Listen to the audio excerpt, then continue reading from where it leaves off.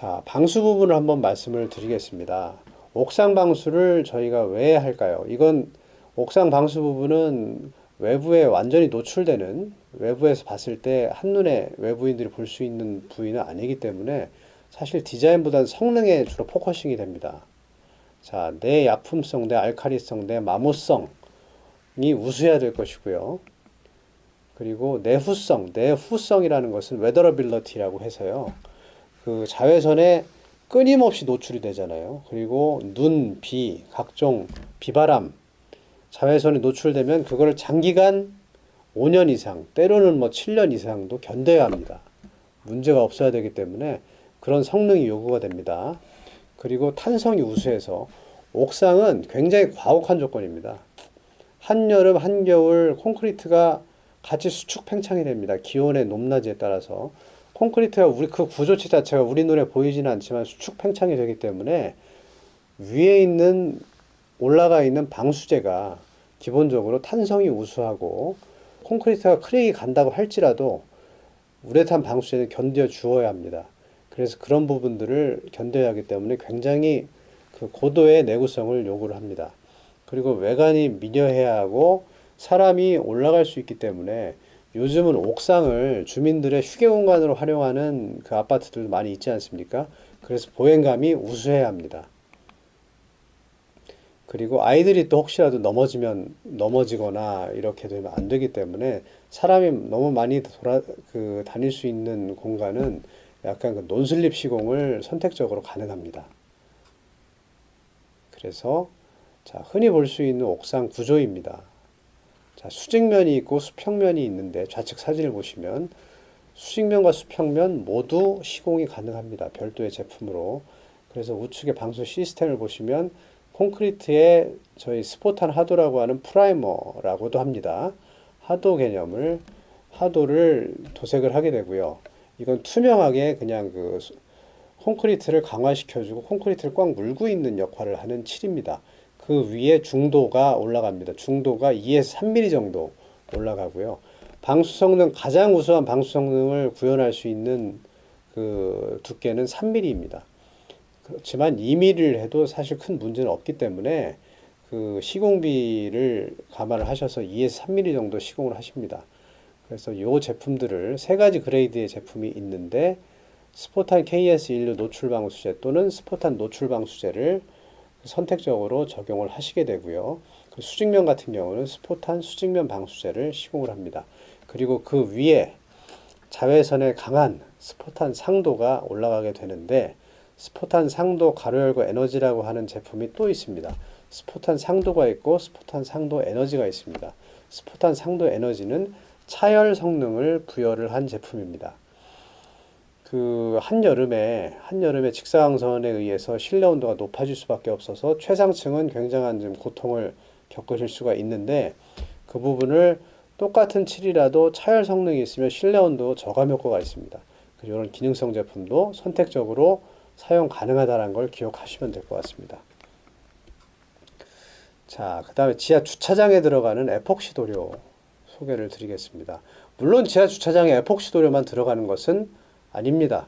우레탄 제품이 들어갈 수도 있습니다만 대개는 그 지하 주차장 제도장 시에 에폭시 도료를 과거에 했기 때문에 보통 에폭시 도료로 보수를 합니다. 그래서 에폭시 도료 위주로 설명을 드리겠습니다. 내 마모성이나 내 충격성. 왜냐하면 차들이 수시로 출입을 해야 합니다. 그 엄청난 하중을 가진 차들이 들어와야 되고 뭐 택배사의 트럭이라든지 소형 트럭이라든지 끊임없이 들어오기 때문에 내구성이 기본적으로 버텨줘야 되고 내 마모성이 버텨줘야 합니다. 우수한 성능을 구현을 해야 하기 때문에 이 부분이 필수적으로 필요하고요. 그리고 도막 두께가 조정 가능하다. 이건 무슨 이야기인가 하면 일반적으로 가장 그 우수한 내구성을 구현할 수 있는 도막 두께는 2에서 3mm 정도 시공되는 에폭시 라이닝이라는 제품입니다.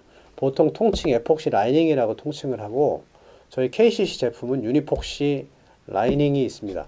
그 제품으로 할 수가 있는데 아무래도 비용을 무시할 수는 없잖아요. 비용 부분을 우수하긴 하지만 그래서 간단하게 얇은 도막 두께로 저렴하게 시공할 수 있는 유니폭시 코팅 제품이 또 있습니다. 그래서 이 제품들은 유니폭시 코팅 제품은 비록 유니폭시 라이닝 제품보다 내구성이라든지 이런 부분이 떨어지긴 하지만 보수가 용이하고 또 다른 장점이 있습니다. 경제적이고. 그래서 이런 부분을 선택적으로 사용하실 수 있는 옵션이 있습니다. 그리고 외관이 일단 지하주차장도 외관이 중요하지 않습니까? 그래서 외관이 미려해야 하고 색상의 선택이 자유로워야 합니다. 입주민들이 선호하는 색상과 디자인으로 저희 KCC에서 제공되는 디자인으로 거기에 알맞게 제품이 나와야 되기 때문에 그 색상 선택이 자유로워야 합니다.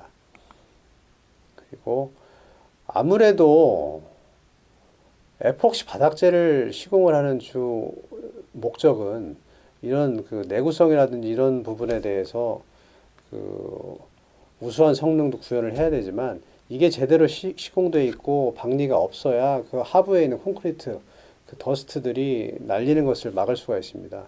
이것은 입주민들의 건강하고도 직결되는 부분이기 때문에 아파트 관리 소장님들이나 입주자 대표위원회 분들은 본인이 살고 계신 아파트의 지하 주차장을 한번 관심 있게 보실 필요가 있습니다. 제도장을 시행해야 되는 주기가 됐는지 이 부분을 판단을 하실 수가 있습니다. 판단이 안 되시면 저희 KCC에 연락을 주시면 저희 기술자가 언제든지 출장해서 현장의 상태를 점검하고 거기에 알맞는 적절한 보수 방안을 추천을 해드릴 수가 있습니다. 모든 서비스는 무료로 제공됩니다. 그리고 우레탄 방수제와 마찬가지로 논슬립 시공이 가능합니다. 자, 주행 부위와 코너 부위, 주차 부위.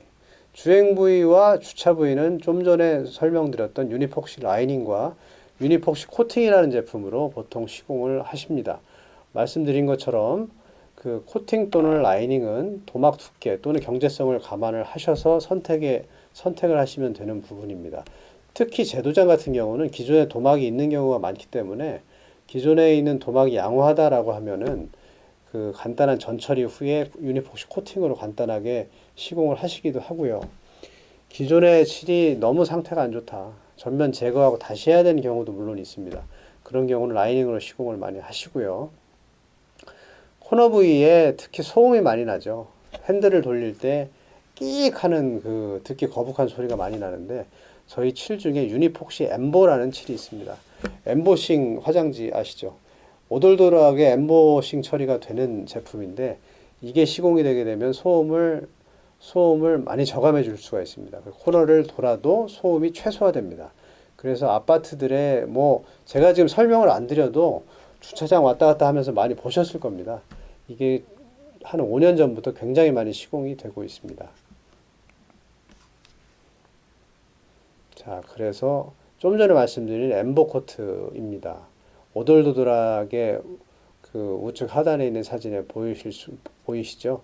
별도의 좌측에 보이시는 저는 롤러 장비를 이용해서 이런 시공을 하게 됩니다. 그래서 시스템을 설명을 드리면 콘크리트 위에 프라이머가 도장이 되고요. 그리고 유니폭시 라이닝이라는 중도제가 도장이 됩니다. 그리고 유니폭시 엠보를 말씀드린 것처럼 여기 엠보싱 처리를 할 수가 있고 그리고 탑코트를 도장을 하기도 하고 안 하기도 합니다. 안 해도 무방합니다. 지금 저희 KCC의 유니폭시 라이닝이라는 제품은 중도만으로도 충분하게 성능이 나오기 때문에 안 해도 되는데 만약에 일부 구간만 중도가 돼 있는 상태에서 일부 구간만 상도만 칠이 벗겨져 있다 내지는 마모가 되어 있다 라고 하면 상도만 요 주변 두 번째에 나와 있는 중도 없이 상도만 도장을 하실 수도 있습니다.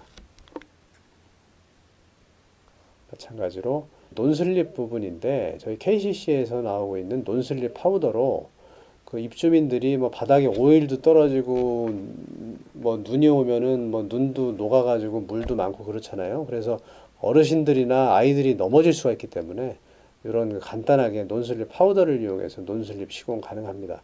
지금 제가 간략하게 설명을 드리다 보니 잘 이해가 안 가실 수가 있는데요. 제가 이 영상 말미에 저희 담당자 저희 연락 주실 곳을 안내를 해 드리겠습니다.